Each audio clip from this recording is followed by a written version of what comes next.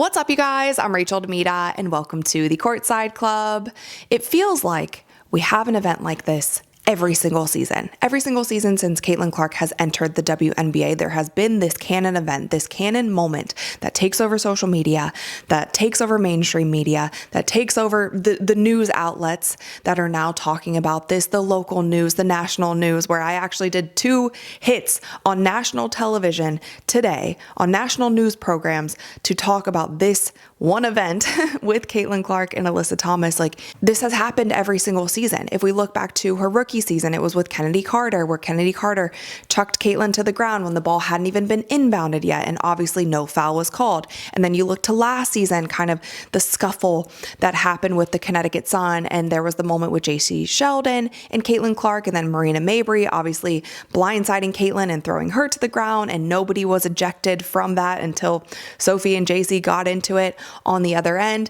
And then now this season, you have the moment with Caitlin Clark and Alyssa Thomas, and this has just gone so mega viral, and it brings up the same talking points that has been brought up since her rookie year. And that's kind of what I talked to you guys about in yesterday's episode. Like, I feel like a broken record because we have been covering this. We have been covering all of this every step of the way.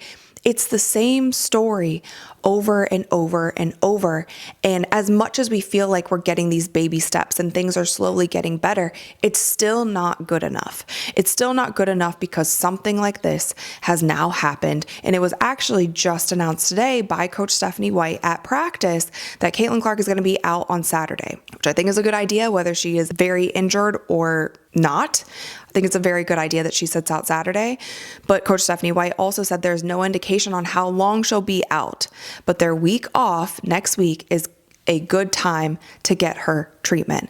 Now, we know with Caitlin Clark, she was out for the majority of the season last year with soft tissue injuries. Her groin, her quad, it jumped from leg to leg. Then she had the ankle injury.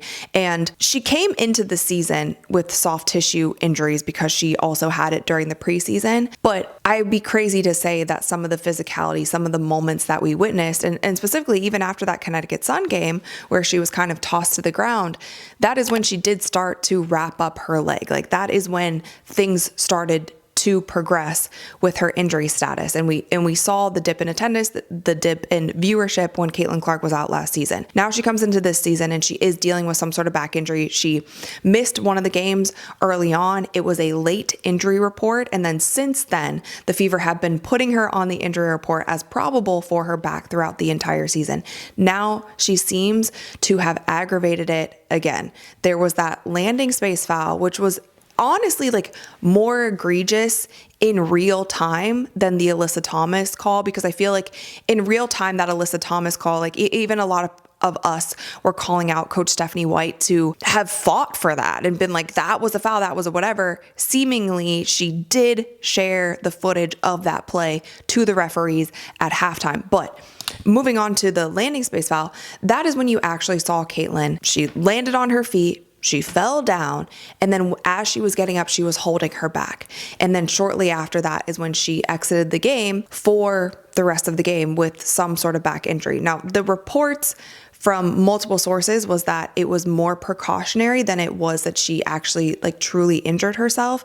But the thing I think I'm most worried about is her mental space through all of this, because she even came out and said in the one game that she had missed this season because of her back injury, that she just didn't feel right mentally. It was her decision. She didn't feel full speed. She wasn't ready to get back out there. And that's one of those things with injuries. Like, it's one thing for your body to fully heal and for you to be cleared to play, for you to be ready to play. And it's another thing to actually trust your body to do what it needs to do and have full confidence in your body to move the way that you used to move pre-injury. She dealt with so many things last year. And I think a lot of people just don't realize the kind of toll that an injury takes on you, not only your body, but also your mentality, and how much you have to fight to get back to where you were pre-injury, to trust your body, to do what you know it's capable of doing, again, even if you're cleared to play.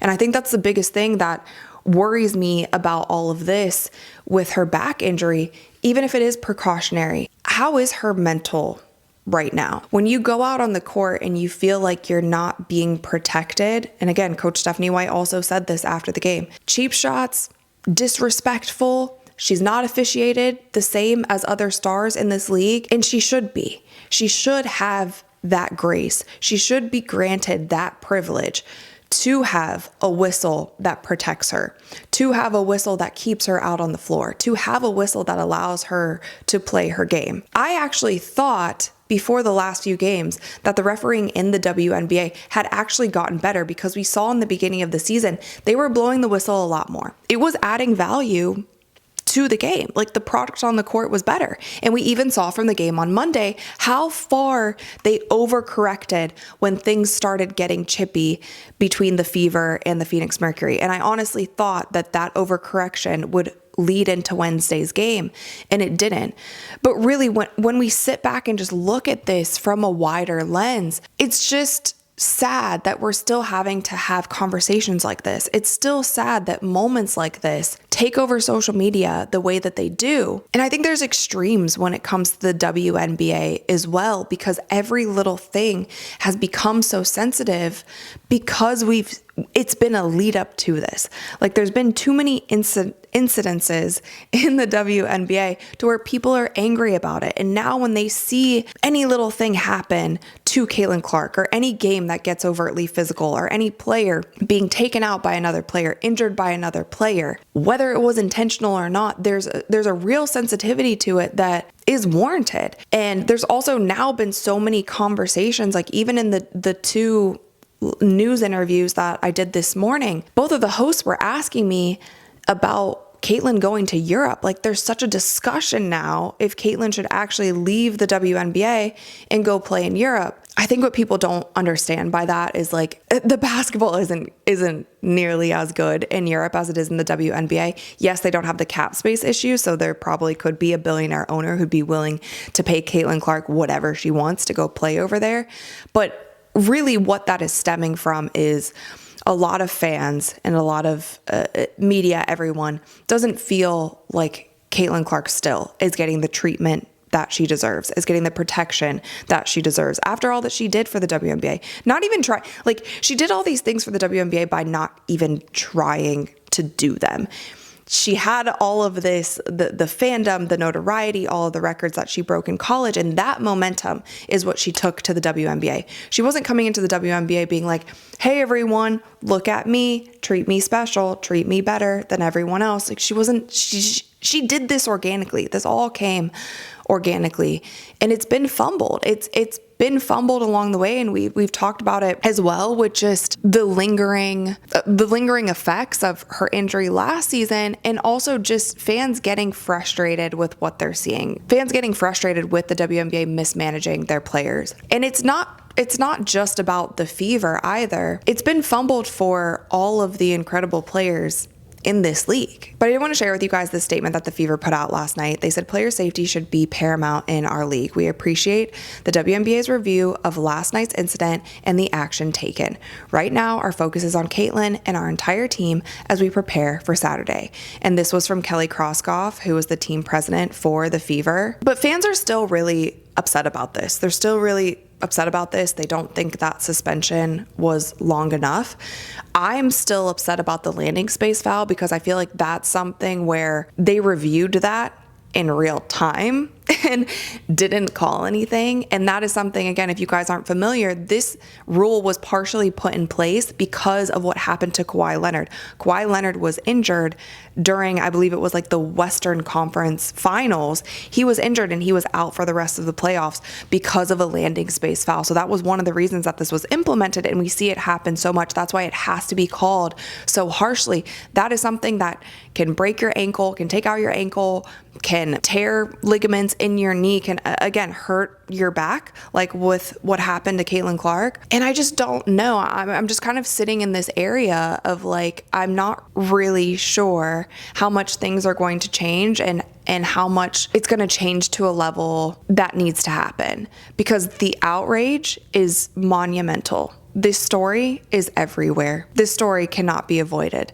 This is not some random small reporter at like a little newspaper in the middle of nowhere. This is national morning news. This is national evening news. This is ESPN. This is SportsCenter. This is every single podcast. Everyone is talking about this. Everyone's talking about this. And again, it takes away from the game. It takes away from the game though, because the WNBA keeps allowing things like this to take away from the game because they're not enforcing and they're not doing their job. And this is something when Nafisa Collier came out after the finals last year and she kind of called out Kathy Engelbert and called out the league and called out the referees and called out the systems in place. This kind of points to that as well. I also keep yawning because I had to wake up so early for some of these like appearances that I did this morning. The last thing, you guys, that I wanted to talk about is this 30th anniversary poster thing that a lot of fans are really upset about because Caitlin Clark was not included. But I wanted to share with you guys my take on it and why I think she was not included, and I'm pretty sure I'm right about this one. I don't think it actually has to do with the WNBA purposefully leaving her off. I don't think that Caitlin Clark is allowing Windcraft, who is basically like the sponsor, they're like the branding partner of this poster. Caitlin doesn't allow this brand to use her likeness. Now, even if you look at Windcraft, like on their website, they do sell Caitlin Clark things, but they don't sell any Caitlin Clark things with her face on it. It's only her number and her name. And so there's certain caveats when you talk about name and likeness, and obviously a star like Caitlin, she's not just signing that stuff off to any old company. Obviously, Nike has premier rights to that. But if you look at this poster, this is not just a WNBA license poster. It is in partnership with Windcraft for Fanatics. And so in this instance, I don't think it's because they blatantly left her off. I do understand the outrage because there has been moments like that where Caitlin Clark has kind of been blatantly left off of things and it doesn't make any sense from a marketing standpoint, from just a disrespect standpoint. It doesn't make sense why you would leave her off of certain marketing materials. This is not one of them. And even if you look at this poster, like some of the players that are on this poster don't even make sense for the teams that they're on. And then you see players like Sue Bird and Diana Taurasi who weren't included on this poster. And so that is the reason that I think she was not included here. We also saw instances of this last year when it came to like trading cards and bobbleheads, and we saw fans like getting really upset, like, why wasn't she included in the bobbleheads?